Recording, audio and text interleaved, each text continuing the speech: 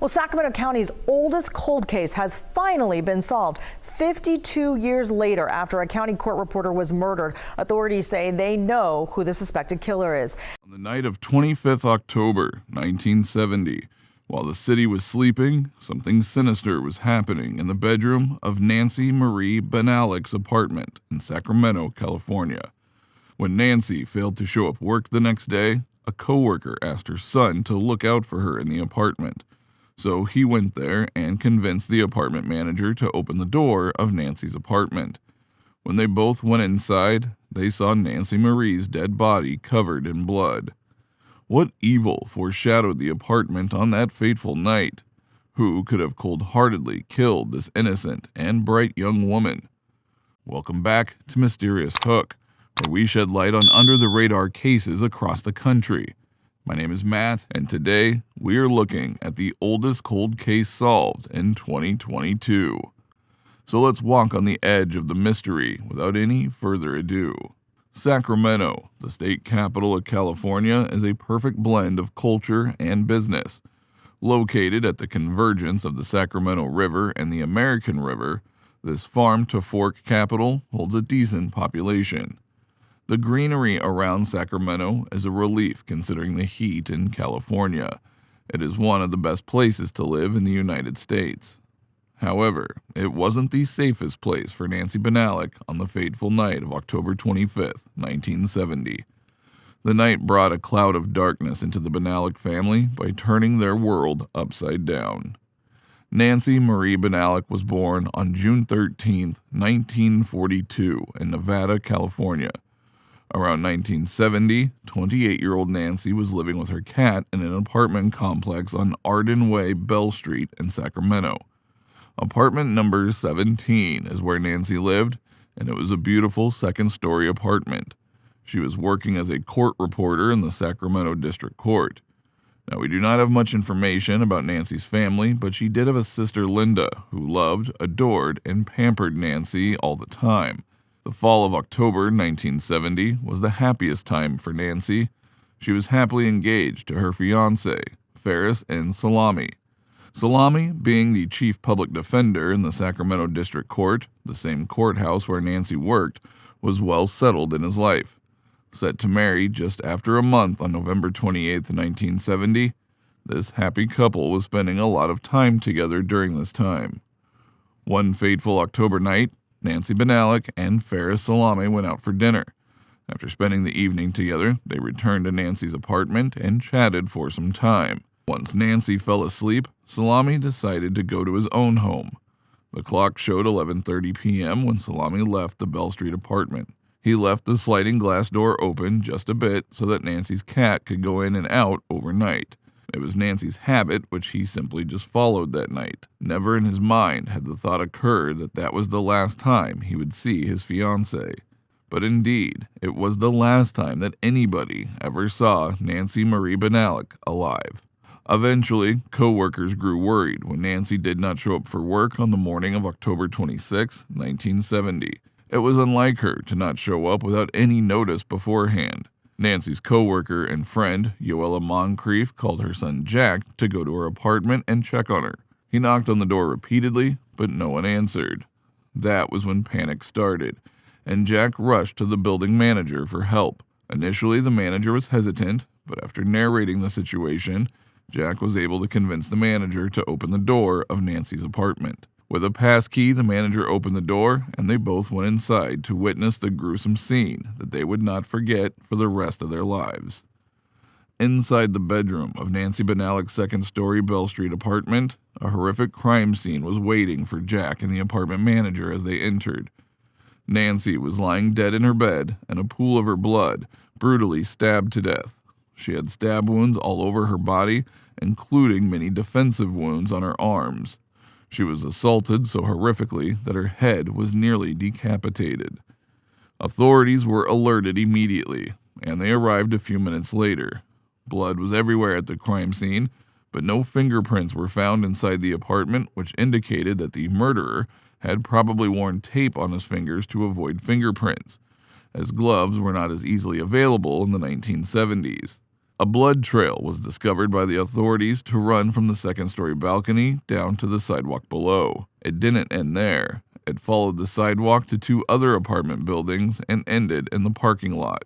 Investigators at the time believed that the murderer escaped the parking lot in a vehicle. The blood trail indicated that the murderer probably sustained knife wounds. Nancy's body was taken to the medical examiner's office for closer inspection. They had concluded that Nancy had more than 30 stab wounds all over her body. Investigators believe that Nancy was murdered between midnight of the 25th of October and the early hours of October 26, 1970. No suspects were ever identified, even after interviewing over 500 people within a month of the murder. Despite the blood evidence, there were not many leads to go on. Nancy had no known enemies, and no one knew who could have done such brutality to her. The motive was unclear, but crime scene reconstruction pointed out how the suspect got entry into her apartment. Investigators believe that the suspect was an agile person who climbed up the second-story balcony and entered Nancy's room through the slightly open door while she was sleeping. Also, a lot of defensive wounds were found on Nancy's arms and hands, proving that she gave a hell of a fight before going down. Perhaps that was how the killer was injured during the assault, which caused him to leave the blood trail behind. In the 1970s, as technology was not as advanced as it is today, they could only determine someone's blood group from the blood left at the crime scene. But with no reliable evidence and no leads to go on, the case went cold. Of course, there were a few actions taken throughout the years, but families and friends had to wait for decades before the murder was finally solved. During the investigation, detectives found a shocking piece of news that earlier in the same year when Nancy was murdered, another woman named Judith Hikari was also killed in the same area. Detectives found many similarities between them. Both women were around the same age, lived just a mile away from each other, and were soon to be married. For many years, detectives believed there was a connection between the 2 murders.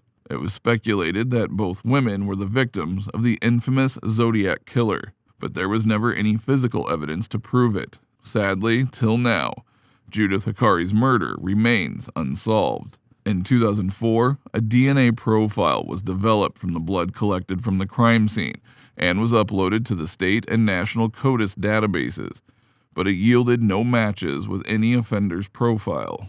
Nobody could stop the case from turning cold, all the while the family was mourning the loss of Nancy. 15 years later, in November of 2019, detectives from the Sacramento County Sheriff's Cold Case team and investigators from the District Attorney's Office launched a forensic genetic genealogy investigation using the same technology that was employed to identify the notorious Golden State Killer. The DNA profile was uploaded on the open-source genealogy website to find people who could be related to the suspect, which the detectives eventually did. It took 3 more years for a result to come out, and finally, on July 21st, 2022, the murderer of 28-year-old Nancy Marie Bennallack was identified as Richard John Davis. All the while, time was passing these past 50 years, science was evolving. Sacramento County District Attorney Anne Marie Schubert stated in the media, referring to the decades-old case. Richard John Davis was born on March 22, 1943. At the time of committing the crime, he was 27 years old, and while living in the same apartment complex as Nancy. While Nancy lived in apartment number 17, Davis lived in number 23. They were on opposite ends of a pool. Nancy's apartment could be seen across the pool from Davis's apartment. In a press conference referring to the motive of the murder, retired detective Mickey Lynx said that Richard Davis intended to do what he did that day. He broke into Nancy's apartment on the night of the murder by climbing the balcony. He put masking tape over every one of his fingers to conceal fingerprints, so premeditation was there. Though no one could say for sure, detectives took a guess that Richard might have had a crush on his neighbor Nancy and killed her after learning about her marriage. Schubert was informed that out of the 500 people interviewed by the sheriff's office in the first month following the murder, Davis and his roommate were also present. However, they both provided strong alibis for each other. Davis had no prior convictions except for a driving under the influence charge.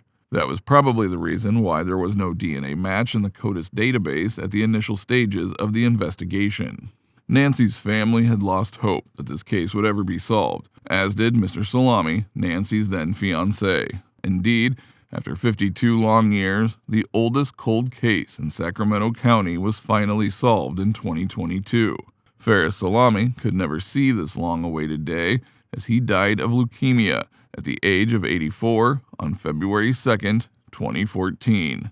Nancy was never forgotten, Schubert said to reporters. As I told Linda and Tom, she was always at the top of the list.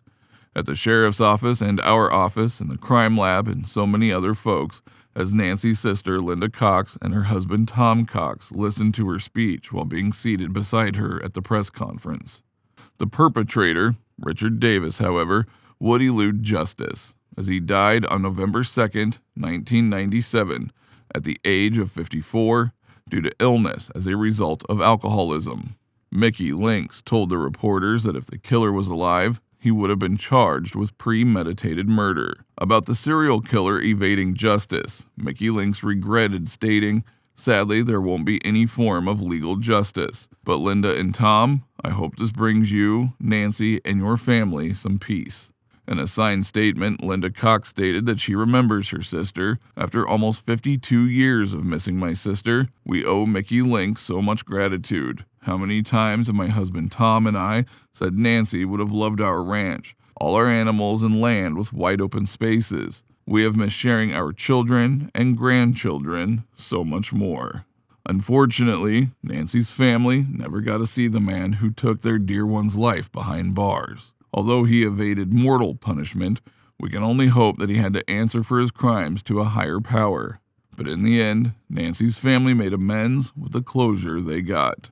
Do you think if not for forensic DNA technology, would this crime have ever been solved? Let us know in the comments section what your insight is into this tragic case.